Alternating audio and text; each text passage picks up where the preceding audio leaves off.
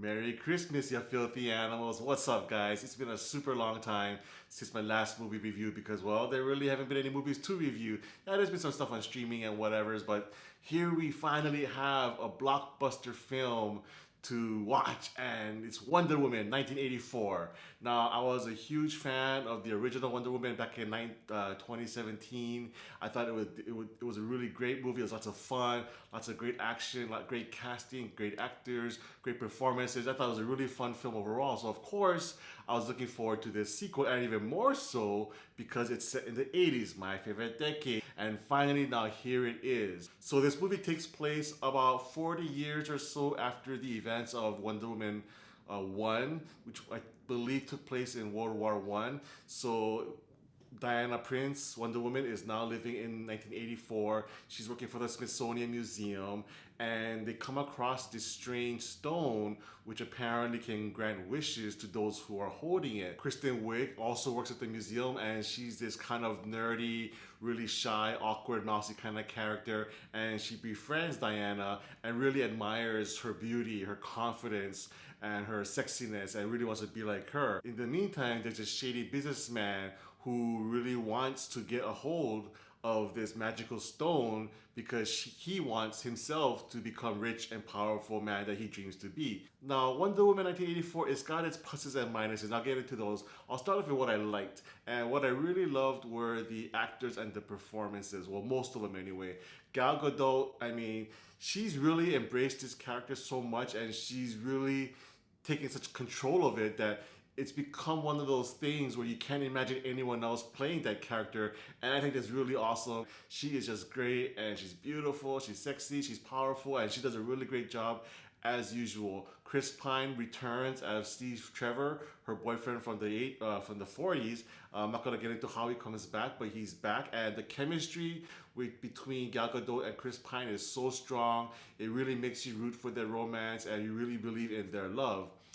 Pedro Pascal, the Mandalorian, plays the villain, the businessman villain who wants to have all of his wishes come true, let's say, and I thought he was fantastic. He really gets to chew up the scenery, but not in a distracting way. The way he performs this character, it really makes it work for the film, and I thought he did a really bang-up job. Kristen Wiig, I thought she was a brave choice, let's just say. I'm not really familiar with Wonder Woman's rogues gallery, so I don't know who her rivals are, her nemesis are from her comic book. So I thought when I first heard it was going to be Cheetah, who I was somewhat familiar with. I was like, ooh, is that the character you really want to go with? Because it's kind of cheesy, kind of weird, very comic booky kind of character, and could you pull it off in a cinematic way? And I think that they did the best they could with Kristen Wiig. She's a great actress. I loved her since Saturday Night Live and her comedies, but I also know that she's a great dramatic actress as well. So I wasn't skeptical of her acting abilities. I was skeptical of how they would incorporate this Cheetah character into the film, and quite honestly, she feels kind of shoehorned in, kind of like the villains or Venom in Spider-Man 3. And I kind of see how she works with the main storyline of the film. At the same time, I don't really feel like she was necessary, and you possibly could have saved her or had another villain perhaps, because Pedro Pascal on his own as a businessman villain did a really fantastic job, and I thought the film would have been strong enough with just him. But then, you don't have that, that superhero against supervillain dynamic per se. So I can see why they brought her in, and I can see that they tried their best. And Kristen Wiig was a unique choice for this character, but I'm not sure if they really hit it out of the park with this character nor the casting. As far as what didn't work, first of all, the film is kind of long, and it feels long. It's like, they really wanted to make this epic comic book film. At the same time, it feels bloated. There's a lot of side stories that took a while to get going, and there's not too much action in this movie despite what you see in the trailers. So yeah, especially the first act, it took a really, really, really, really long time after the initial 10-15 minutes of setup action, before it gets into the second act of action, and it just felt really long between those 2 points. The movie is set in 1984, and I was kind of waiting to see why they chose that time period. And in the beginning, they had lots of fun with it, you know, with the fashion and the Steve Trevor character being a fish out of water, much like Diana Prince was in the original film.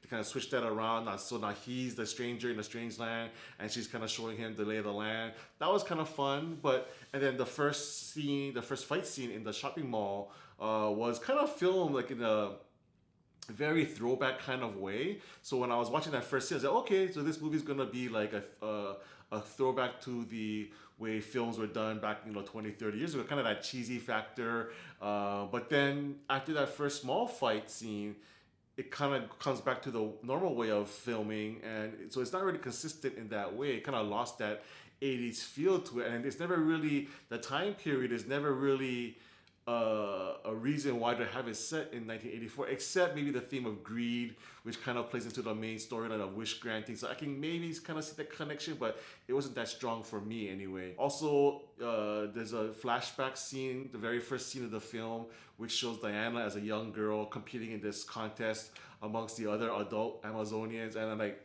okay, there's gonna be a payoff for this at some point, but the film could have easily done without that first 10 minutes and not lost a thing. So because they don't ever call back to it. So I'm like, at the end of the movie, I was like, okay, what was the point of having that first scene of the film if they're not gonna refer back to it? So I'm like, okay, well, that was a waste of time. It was a cool scene, no doubt, but it didn't really have any connection to any else part of the movie. So yeah, there was a bunch of storytelling areas for improvement. The action was kind of minimal, but and the action that was there, it's good, not great. There's a lot of CGI. The last scene, the last action scene between Wonder Woman and the cheetah, you know, it's one of those things that it's kind of shot at night. It's kind of hard to tell what's going on.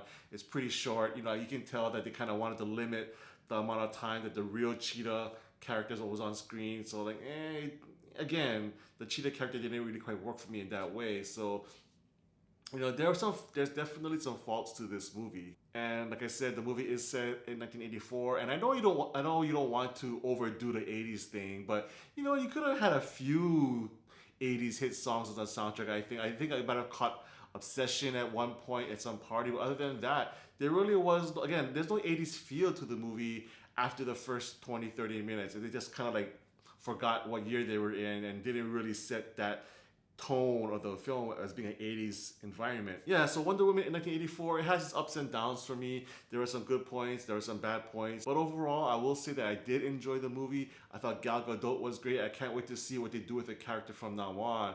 I will say that I think the Steve Trevor character of Chris Pine is hopefully done. I don't think they can do much more with his character, so I think she needs to just move on to other love interests if she needs to have them.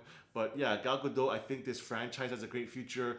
Director Patty Jenkins is definitely competent. I think she did a better job on the first one, however, more than this one. But you know, definitely she's still a great director, and the skills are definitely there. I think they just need some tightening up of the films going forward. So for me, Wonder Woman 1984 gets a 7 out of 10. Thanks so much for watching, guys. Really appreciate you guys tuning back into my channel, and look forward to MC on Film and more reviews in the future.